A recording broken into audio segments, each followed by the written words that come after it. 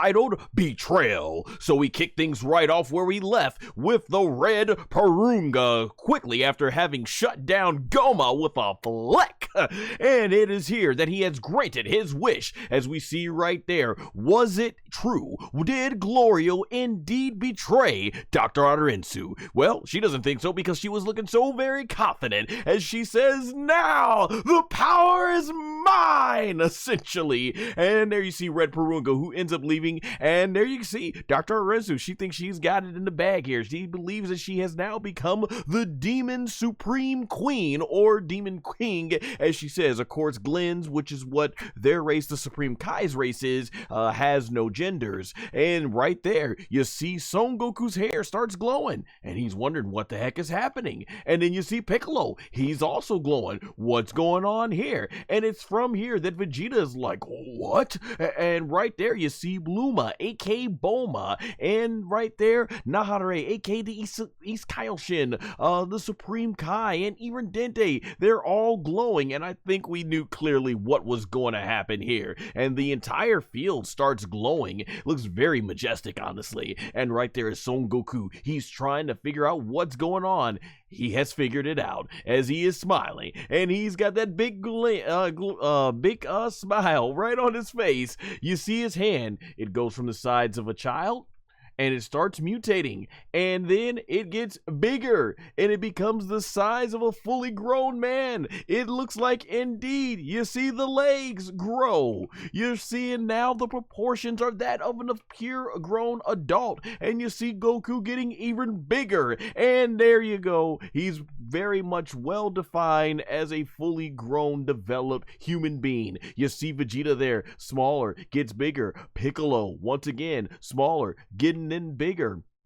You see Bluma, aka Nahare, they're growing as well. And there you see right there, it's really cool because this is something that back in Dragon Ball GT we wanted to see but didn't get outside of one form. And they're doing this cool slow pan up as we get to see, yes, a very familiar face. It is Son Goku. He is an adult again. So yes, as we figured, the characters have been restored to their adult forms. I am so glad to see this because I was so concerned that with Dragon Ball DAIMA, we were gonna end up getting our heroes, basically the main cast, becoming adults in the final episode after all the battle was done, because we saw some really cool stuff, and it's like, you know, it'd be a shame since we know a lot of this cool stuff we're not gonna see when it comes to Dragon Ball Super, which takes place roughly about 4 years after DAIMA here in the timeline. This is only 1 year after the defeat of Majin Buu, so I'm like, man, I hope we get to see them as adults. And there you go, it is really cool to see Son Goku right there testing out his fighting abilities back to what he has been used to. Shout out to SFKK King Mick MC609. Thanks for joining the chat. So you see Goku flying right there with his leg and everything, and just testing out his martial arts and stuff like that. Just very similar to what he was doing with early on when he became a kid again. So Son Goku realizes he's got his traditional fighting stance back, and just the animation looking really good. I believe this one was done by let me see here, it was, I think, Yamamoto, right? Yeah, Tadayoshi Yamamoto, who is obviously a huge legend in the anime industry for Dragon Ball when it comes to animation, particularly for the way his work looked in the 90s. I know there's a lot of fans who aren't so fond of his work now, but I think honestly this is some of his best work that we've seen in quite a while here. So it's looking really awesome, I think, with the colors and just all the amount of time and everything. Just amazing shots. That's what's been phenomenal about Dragon Ball DAIMA. Just going through these shots, everything is like, the animation has been so consistent. Say what you want to about Dragon Ball DAIMA, but I think the one thing that a lot of us can agree on is that from top to bottom, this is the most consistent, well animated, well drawn out Dragon Ball series in the entire franchise. Just every single shot you can use as its own standalone image. So I just thought this looks absolutely phenomenal here. And then we see the boot drop, and yes, Vegeta back into his adult adult proportions. It is great to see adult Vegeta, and he's even like, I'm back. Oh my gosh. And then he's like, I'm back to normal. Like, you know, getting himself psyched up, getting himself pumped up in already. And my man Piccolo had to put back on the drape, even though they're in a battle. And I don't know if they still go by that with the whole, you know, weight trading stuff and everything, but assuming if they are still going by that law, Piccolo should keep his cape and turban on. But Piccolo, you know, felt himself, he's an adult again, so now, you know, he had to put on the drape, the classic Piccolo drape. So that was really cool. I will say, man, fantastic out to just the voice cast in general.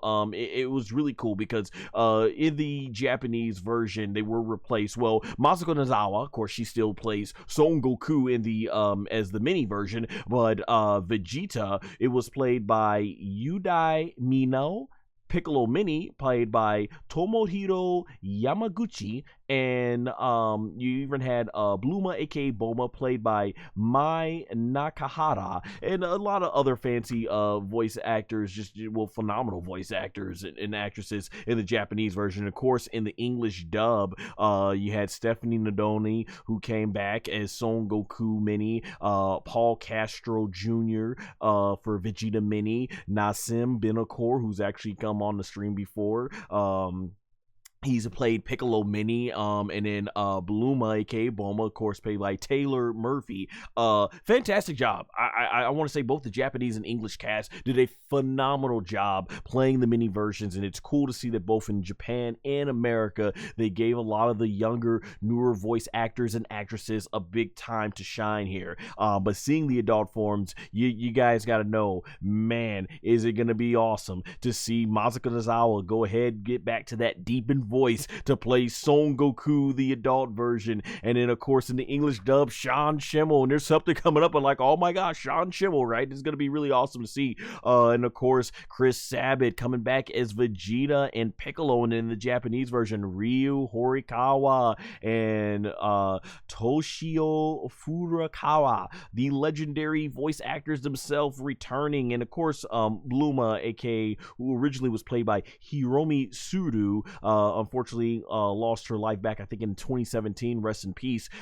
She's now played by Ai Hasakawa. So just phenomenal, I just want to say, on the voice actors and actresses. Great to see these new up and coming voice actors and actresses get their time to shine, and great to see the older cast come back for in terms of what Toriyama's written, one last hurrah here and stuff like that. Also, last week I couldn't figure out what was Pansy's voice actors, but I wanted to give phenomenal praise to her as well.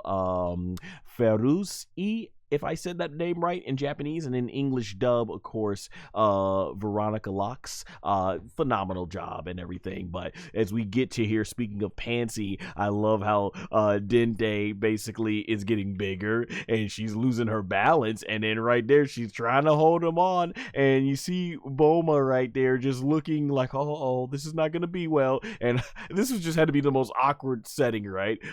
There you got Pansy looking at Dende, and then Dente's looking back at Pansy. Pansy's looking at Dente. Dente's looking at Pansy. And then he's just like, what am I doing in this woman's arms? And I don't know who the heck she is. Shout out to Pansy being that strong, given how much bigger Dente is than her. And then it's too much. She ends up dropping Dente right there on his butt. I thought this was hilarious. Very well done. And you see, of course, King Caden and everybody just looking in awe, and there's Glorio right there. So Son Goku comes flying back, and he's like, thanks, Glorio, which he's been constantly mispronouncing Glorio's name through this whole time. And Glorio, once again, as he's done the entire of the series, it's Glorio. And he even smiles because he's gotten used to Goku's innocence and stuff, and knowing that he doesn't mean any harm, just more of the character development right there. And Dr. Arinsu's like, what did you just do? And Barunga says, your wish has been granted, and gives us the old farewell So there you go. And Red Purunga disperses, who we'll probably never see again, but that was really awesome. Like I said, if this is all we ever got of Red Purunga, he's the man. Red Purunga is the dragon. He's here. He ain't taking nobody's crap, so I love it. And there you go. This is the moment, as the Bart Simpson meme from the 90s could say, you could pinpoint if you were to go frame by frame, this is the actual frame where you could see Dr. Arinsu's heart get cracked in half.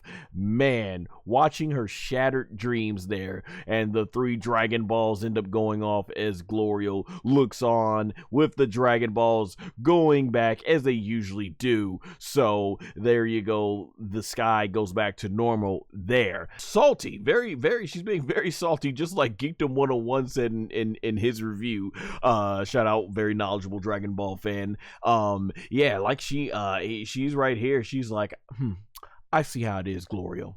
I see it. And Glorio, he's looking sad and depressed, and he's like, I'm very sorry. And from here, she's like, have you forgotten? And mentioning the kindness of rescuing him from the 3rd demon realm. So here, we're finally getting our explanation of why he was aligned with Dr. Arinsu, which kind of leads up to Glorio, because he's not able, because I think as we learn, those from the 3rd demon world are not allowed to travel to the 2nd and 1st demon realm. So she pulled some strings and everything for him. And you see right there, he starts to get desperate, and he's like, that's... And then he thinks about what he wants to say there, and he says, I'm grateful. And he's clenching his teeth and just looking right at Dr. Arinsu, and you see basically as he's clenching his fists here, and I really love that they're visually illustrating this to us, not telling us visually. They're really using the whole show more, tell less ability here to let us know that obviously Glorio being rescued by Dr. Arinsu truly meant a lot to him, and it actually pains his heart that he chose this direction instead, which is a betrayal to her. So I really love how this is being done visually, and they did a great job with the close-ups. And Dr. Arinsu, she even tells Glorio, forget it. And she looks right at him and says, you're fired. Leave. And no, she didn't do it the Vince McMahon way. You're fired. If you guys are WWE fans, no, she kept it cool, calm, and collected. And here, Glorio, he still is a class act here. He says, thank you for everything you've done for me. And he bows and runs off at quite a bit of speed right there, too. And I really love this part, too, here, because he starts running past Dr. Arinsu. And she is still mad. She's not even making eye contact with him. And they slow the image and animation down as he runs past her and blur it out as well. So you could see right here, the more it's really painful for Glorio to have done that, but he's going to move forward as his foot goes out of frame there. Dr. Arinsu the whole time made no eye contact whatsoever, and you even see the wind blowing right there, and she looks ahead. And I thought what was interesting is Majin Ku looks off. Majin Ku walks over to Dr. Arinsu, and from here, he ends up saying, don't worry, I'll stick with you. And Dr. Arinsu's like, huh? And she smiles, and I like that. That was pretty cool, because all through this, he's kind of been like the what's the phrase they use? The red-headed stepchild. Dr. Arinsu almost kind of wants nothing to do with Majin Ku, but here you see that kind of cheered her up a little bit. So it's kind of almost, you wonder how really bad of a person is Dr. Arinsu. And Pansy's looking over there, and then she notices over here it's Glorio. And I really love the music here, so let me definitely give high praise, because the music was definitely on fire too, I thought, for Daima. Of course, the music composer is Kosuke Yamashita. Yeah, he plays like this very emotional instrumental. Trezure says, good night, everyone. Hey, good night. Thank you for coming by the stream. I really appreciate the engagement level. Video will be on demand if you'd like to watch the rest of it, but thanks for coming by. And so from here, we get this really cool emotional instrumental playing of the theme song Jaka-Jan. And it's just really fantastic. And the way it was playing, you know, you know, it was really emotional there. And Glorio, you know, he betrayed the one that rescued him from the demon realm, but he's looking over at, you know, the people who have now he calls friends. And he's still it's still messy. He's still conflicted with it because he didn't want to betray and double cross Dr. Arinsu like that. And he looks up though, and Pansy runs right towards him and just jumps, and it's almost like a little sister big brother moment right here as she just lunges herself to go hug Glorio here and says, you are amazing. And I honestly, I was touched by it. You know, like I said, when it comes to Dragon Ball, yes, the action is amazing. I love these fights and when they deliver a big moment, but it's the characters, it's the story, and it's Toriyama making those themes that make Dragon Ball so much more about the fighting. And I love this moment right here. I thought it was really well done. It was touching. And you just see right there, she pulls Glorio closer to the friends, and they do like this really cool you know, effect right there, kind of gives this cool delusion effect, as in like, yeah, you know, we're your friends and stuff, and you made the right decision and stuff like that. And you hear Glorio from Nahare, he says thank you very much, because remember, he had his biggest suspicions through the whole entire series about Glorio. I also want to go back that I think I was hitting to this earlier when it came to Glorio and Pansy. This is what I was saying in earlier episodes. I really love the subtle build up. At first, Glorio thought Pansy was nosy, didn't want anything to open up to her. And then as the series goes on, you see Glorio, he ends up basically, you know, there's one point he gives a fist bump over to Pansy and, you know, to congratulate her. And then eventually, you know, it turns into a high five. And then, you know, you see him smiling around them more and more. So like I said, he clearly was becoming more fond of these people and everything. So I really love that this was being subtly hinted at throughout the entire series. So that was definitely very well done there. And you see basically Dente and Bluma, aka Boma, and Hibis, they all, you know, kind of nod their head, or Hibis up there, you know, throwing his hands in the air and stuff like that. Or yeah, they nodded and stuff like that. And he still got that silly hat on. So that was really good. And you see Tamagami 1 is even smiling, and it's cool to see that, because Tamagami 1 actually has personality and emotions there, apparently, because all he was doing before was just sitting there and all that stuff. And you see Neva as well giving him a wink, and Glorio kind of feeling embarrassed and all that stuff. So this is really cool, good. I enjoyed it, and I figured this is where things were gonna go with Glorio, as he opens his eyes here and he sees Son Goku basically looking at him. And he's faced off with Goku, and this is a great move right here. Goku says, nice going, Glorio. You know, he's like, nice going, Glorio. And Glorio's like, I know I didn't just hear what I just heard. And he's like, that's the first time you've gotten my name correct.